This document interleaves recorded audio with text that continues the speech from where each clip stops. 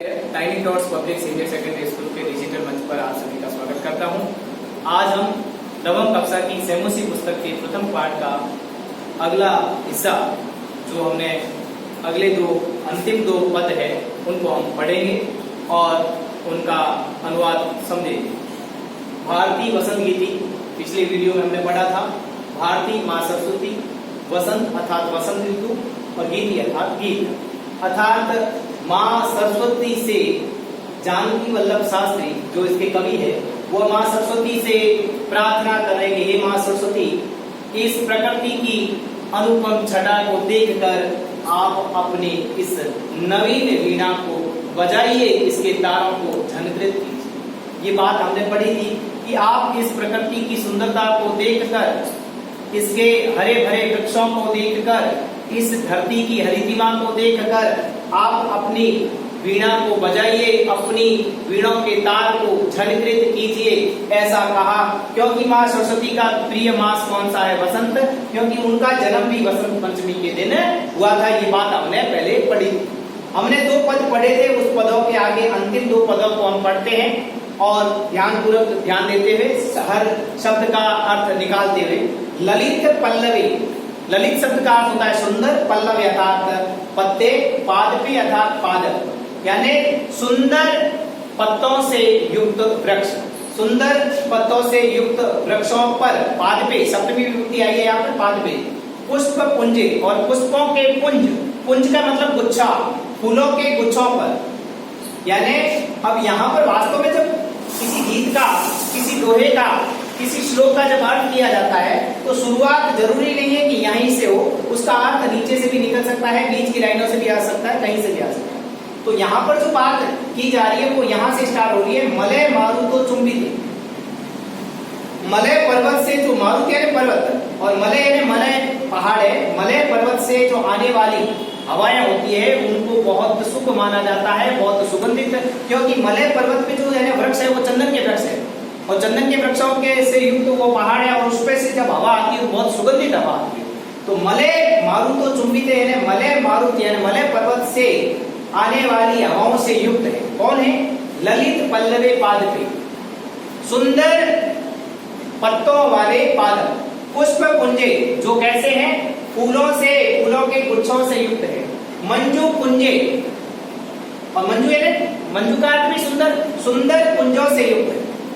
Malay पर्वत से आने वाली सुगंधित हवाओं से युक्त, सुंदर पत्तों से युक्त पादप और सुंदर फूलों के गुच्छों से युक्त और सुंदर पुंज वाले, पुंज का मतलब है जो पेड़ पौधे झाड़ियां जो पूरा उपवन होता है उसको पुंज कहा जाता है। तो सुंदर पुंजों से युक्त। स्वननंती, स्वननंती जो वर्ड दिया है इसका अर्थ होता है आवाज करती हुई, ध्वनि करती हुई, गुंजार करती हुई। कौन? तति, तति यानी पंक्तियां, गुंजार करती हुई तति अर्थात पंक्तियों को संप्रेक्ष से यानी देखकर, यानी गुंजार करती हुई पंक्तियों को देखकर। मलिनाम अलीनाम, यहाँ पर दो वर्ड आए हैं। मलिनाम, मलिनाम शब्द का अर्थ है मेले रंग के यानी काले रंग के, और अलीनाम शब्द का मतलब होता है, अली शब्द दिया है अली, अलीनाम, अली शब्द में जो बड़ा अक्षर होता है, अली की मात्रा जब बड़ी होती है तो इसका मतलब होता है भंवरे, और अली शब्द में मात्रा छोटी होती है तो इसका मतलब होता है सखी, सहेली। तो अलीनाम मैंने भंवरे। तो यहाँ पर कैसे बताया? आवाज करती हुई, गुंजार करती हुई पंक्तियों को देखकर। कैसे? काले रंग के भंवरों की पंक्तियों को देखकर क्या करना है? निनादे नवीनाम वाणी, यानी हे माँ सरस्वती अपनी वाणी को बजाइए, अपनी जो वीणा है उसको बजाइए। हे माँ सरस्वती अपनी जो आप वीणा है, नवीन वीणा, उसको बजाइए। कैसे बजाइए? क्योंकि आप क्या देख रहे हो? मलय पर्वत से, प्रकृति की छटा का जो वर्णन किया है, मलय पर्वत से आने वाली सुगंधित हवाओं से युक्त, ललित पल्लवे सुंदर पत्तों से युक्त और सुंदर पत्तों से युक्त पेड़ों पर और फूलों के गुच्छों से युक्त और सुंदर कुंजों से युक्त, सुंदर कुंजों वाला जो प्रकृति है इस पर स्वननंती यानी आवाज करती हुई पंक्तियों को देखकर। किसकी? काले भंवरों की पंक्तियों को देखकर हे माँ सरस्वती अपनी वीणा को आप बजाइए, इसके तारों को झनकृत कीजिए। तो इस पूरे में क्या कहा गया है? मूल भाव बताता हूं कि मलय पर्वत से आने वाली हवाओं से युक्त अर्थात सुगंधित हवाओं से युक्त, जो पेड़ पौधे हैं वो अच्छे पत्तों से युक्त है, सुंदर फूलों से युक्त है, फूलों के गुच्छों से युक्त है, सुंदर कुंजों वाली इस प्रकृति के ऊपर काले भंवरों की पंक्ति गुंजार कर रही है। और उन पंक्तियों को देखकर हे मां सरस्वती आप अपनी नवीन वीणा को बजाइए, ऐसी प्रार्थना की जा रही है। किससे? कवि प्रार्थना कर रहा है। किससे कर रहा है? मां सरस्वती से। अगले पद पे हम चलते हैं। लतानाम नितांतम सुमम शांतिशीलम चलेत उच्चलत लेकांत सलिलम सलिलम तवाकर्ण्यम वीणा मदिनाम नदीनाम। बहुत अच्छी बात कही है कि यहाँ पर जो मैं बात बता रहा हूँ, मैंने पहले भी आपको कहा था कि शुरुआत कहाँ से होगी। यहाँ पे शुरुआत तीसरी पंक्ति से होती है। तवाकर्ण्यम वीणाम अदिनाम। अदिनाम यानी ओजस्वी। माँ सरस्वती के पास जो वीणा होगी कोई सामान्य वीणा नहीं होगी। उसकी जो आवाज होगी, उसकी जो तार की झनकार होगी, वो अपने आप में ओजस्वी आवाज को ली हुई होगी। तो तब आकर्ण्य यानी तुम्हारी सुनकर, वीणा मदिना तुम्हारी वीणा की ओजस्वी आवाज को सुनकर। अब माँ सरस्वती ने यदि जो कवि ने प्रार्थना की है उस पर माँ सरस्वती ने वीणा को बजा दिया है और वीणा की झनकार बज चुकी है। अब प्रकृति में उस झनकार से क्या परिवर्तन आता है वह बात इस पद में कही गई है। वो क्या कही गई है? तवाकर्ण्यम वीणाम अदिनाम यानी तुम्हारे वीणा की ओजस्वी वीणा की आवाज को सुनकर, यहाँ तक की बात कर रहा हूं मैं। लतानाम नितांतम सुमम शांतिशीलम यानी लताओं पर, बेलों पर, लता मीन्स बेल, बेलों के ऊपर बिल्कुल, नितांत यानी बिल्कुल, सुमम शांति, जो सुमन यानी फूल जो है, बेलों के ऊपर बिल्कुल जो शांत फूल बैठे हैं शांति लेकर, शीलम चले यो हिल उठे अर्थात लताओं के ऊपर जैसे ही माँ सरस्वती की वीणा बजी, उनके तारों में झनकार उठी तो लताओं पर, बेलों पर जो फूल बिल्कुल शांत बैठे थे वो हिल उठे। और चले उछले कांत सलीलम सलीलम। अब यहाँ पे जो बात है इसका वर्ड आगे कौन सा है? नदी नाम। तो नदियों के यहाँ से शुरू होगा, नदी नाम चले। तो नदियों का जो है जल है, नदी नाम चले उछले कांतम, तो नदियों का जो जल है वो क्या होगा?